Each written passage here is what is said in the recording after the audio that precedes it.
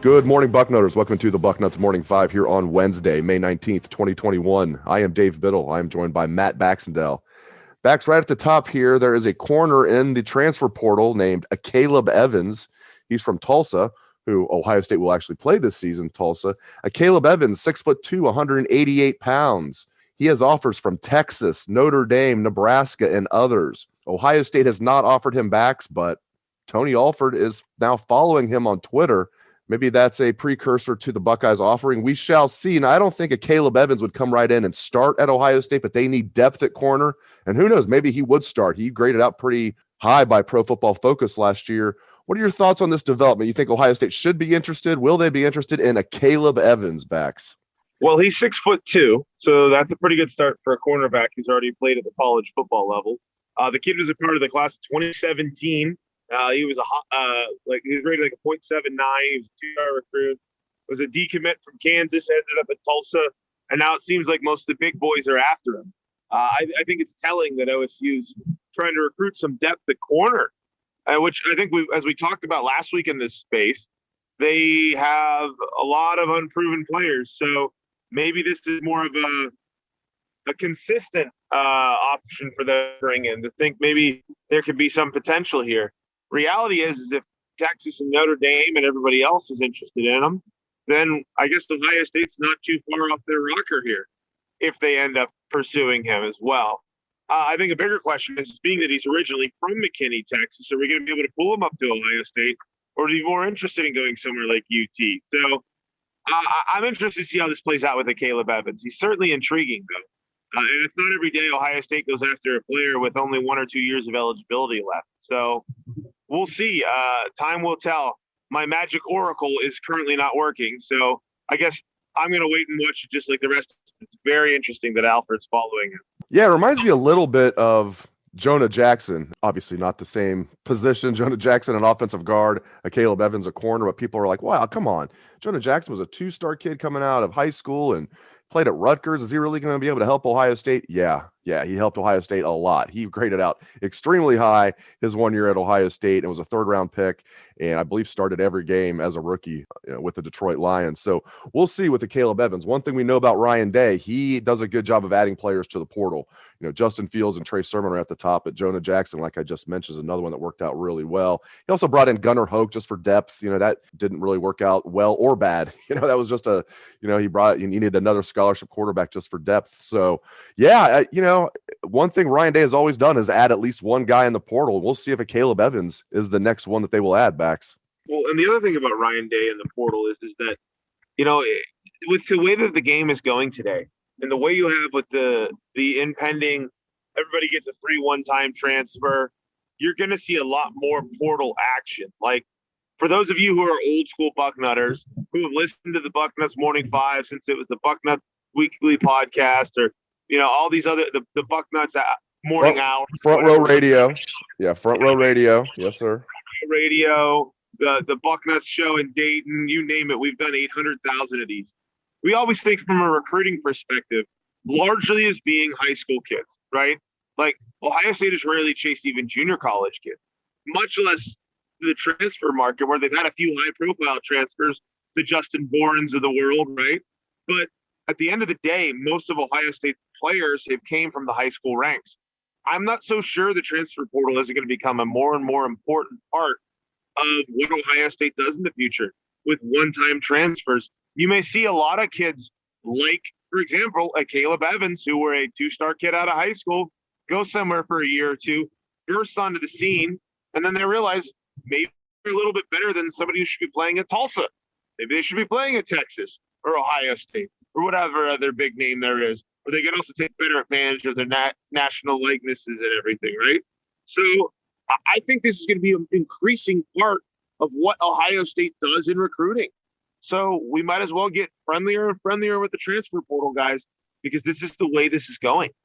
Yeah, it's basically like free agency now in college football with kids not having to sit out a year. So, we'll see what happens. But yeah, the Buckeyes have done a good job in the transfer portal so far. We'll see if they add a Caleb Evans or even if they offer him. Just to be clear, like I said earlier, they have not offered him Bucknutters, but we'll see if they do. All right, moving on. Speaking of recruiting, JTT, the one remaining target left on the board for the 2021 class, even though we're approaching June now. I'm not optimistic from everything I'm hearing. There's obviously a chance he's going to pick Ohio State. I know he likes Ohio State. I'm just not optimistic Ohio State's going to be his final choice. What do you think about JTT? Well, if the rumors are true, he's getting some interesting advice, to say the least. Like the kid's head is screwed on straight to a certain extent when you're that highly rated and the two schools chasing after you as a defensive lineman are Ohio State and Alabama.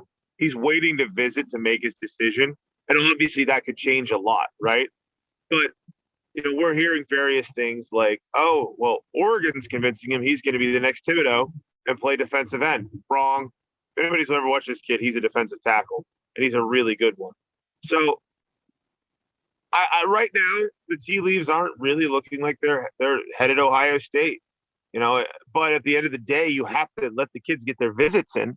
And the fact that JTT hasn't been to Ohio State or Alabama yet speaks volume, because those are the two schools that are most likely to do to move up the charts, right? Like, I can't see Oregon or Washington, which are in his neck of the woods, that he's visited, that he knows the proximity to his family and everything about.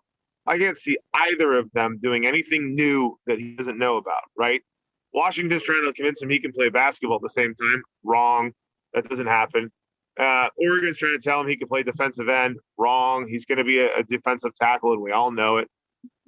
So what does he end up walking out of from Ohio State and Alabama?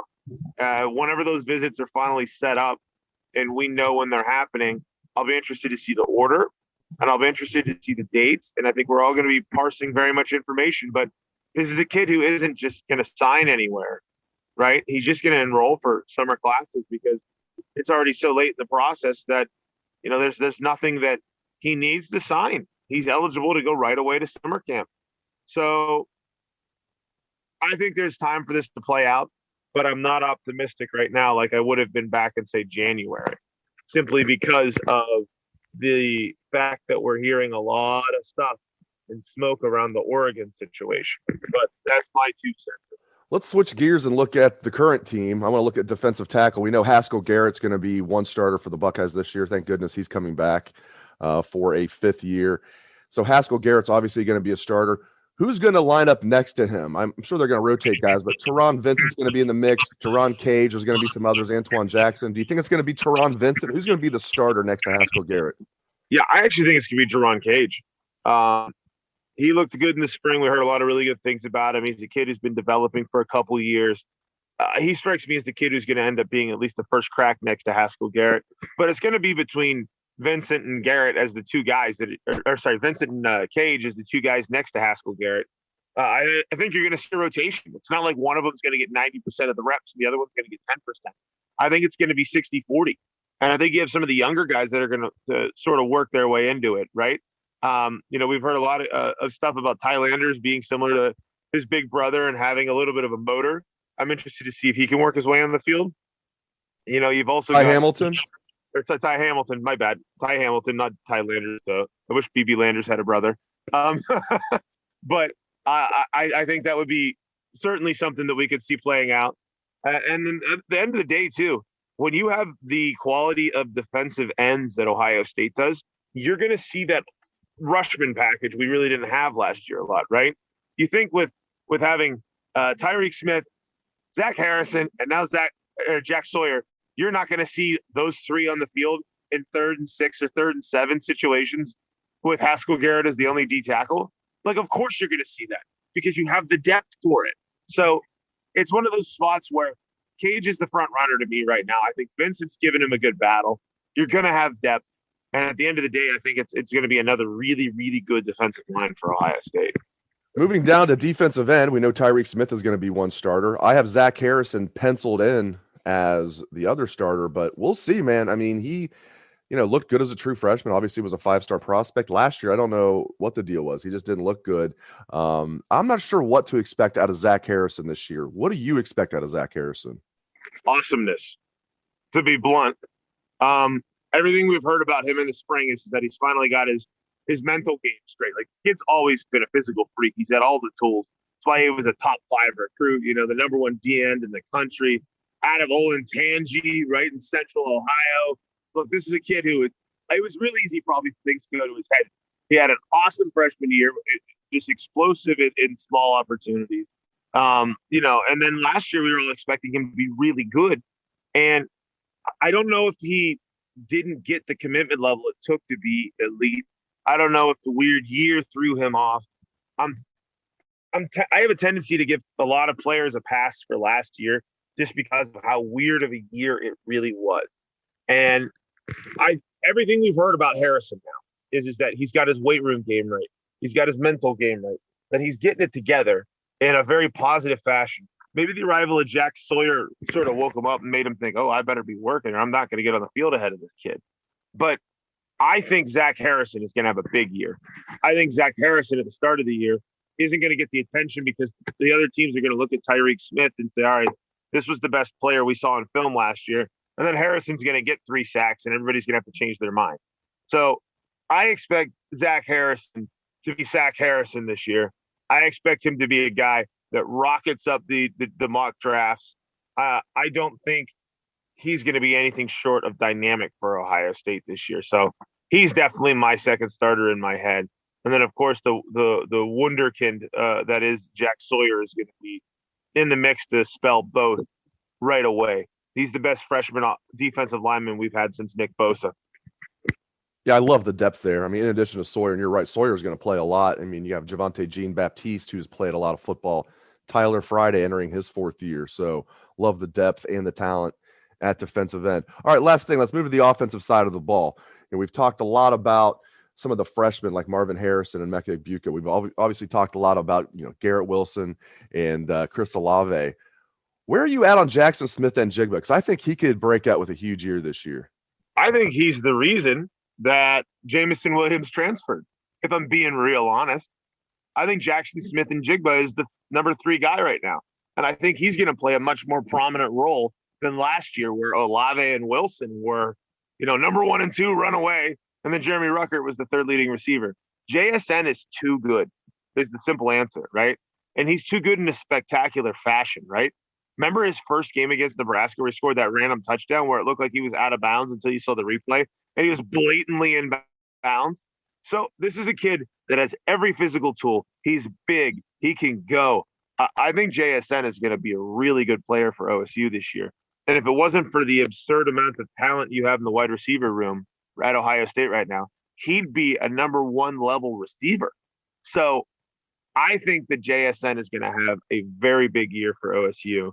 And it's going to go in the next season as the clear-cut number 1 guy once Olave and Wilson head off to the riches of the NFL draft after this season. I'm more interested to see where Julian Fleming fits into the equation after not playing a ton last year. Remember, this is a guy who was ranked even higher than Smith and Jigba coming out of high school. He's a guy who there's a lot of good young guys behind him. We've talked about this transfer portal stuff. You have to expect that Fleming is going to be working to earn that playing time. And if he's not getting a ton of run this year, I'm going to be real interested to see what happens with him. I don't think it's too early to say that, we need to see a little bit more from him at least this year. And I'm not saying he has to have 100 yards a game. That's an impossible expectation with all the talent on this team. But we need to see him on the field a lot. And I think it's going to be interesting to see how that shakes out. Because, if you think of that class of kids, at one point, I think we said it was the highest rated recruiting class in the history of 24/7 sports for wide receivers, right? It was the 4 receivers in that class between G. Scott, Mookie Cooper, Julian Fleming, and of course, JSN. Well, Mookie Cooper transferred, right? G. Scott's a tight end now, and Fleming needs to earn his way onto the field. So it's interesting how quick it can turn when you're surrounded by so much talent.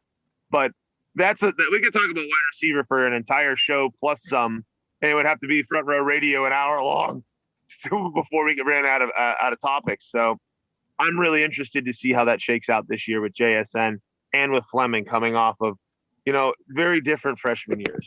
Great stuff as always from the People's Champ, Matt Baxendale. You can catch his column every Sunday. It is The Bucket. It is filled with great information, and it has great musical suggestions. So you're going to want to check out The Bucket every Sunday. Thank you to Bax. Thank you to all the listeners out there for tuning into the show. We appreciate that very much. Hope everyone has a great day. Let's hear that Buckeye swag, best damn band in the land.